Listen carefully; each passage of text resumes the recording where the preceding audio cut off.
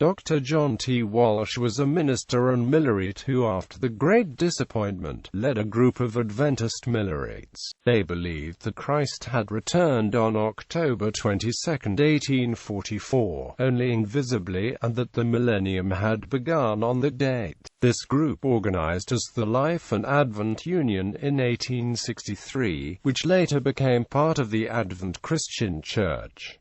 History of Life and Advent Union. In 1845, the last conference of the Millerites as a body was held in Albany, New York, on April 29. After this conference, the Millerite movement split into three main factions. William Miller and Joshua Himes both affiliated with the first faction, which continued to believe in the imminent return of Christ, the immortality of the soul, and Sunday worship. The second faction spiritualized Miller's prophecy concerning the Second Advent. They contended that Christ had returned on October 22, 1844, only invisibly, and that the Millennium had begun on that date.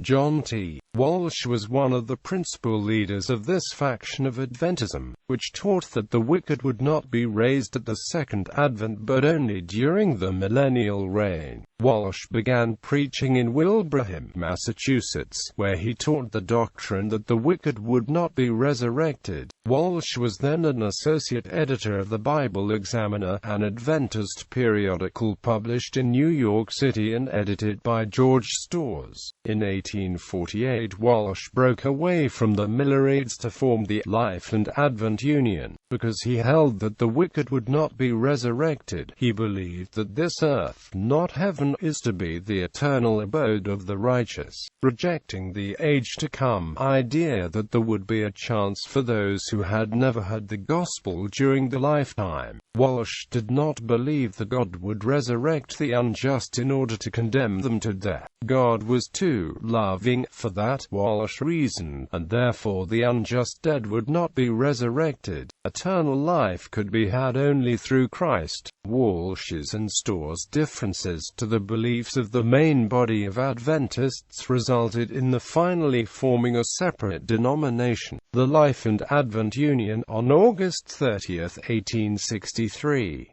It later merged with the Advent Christian Church.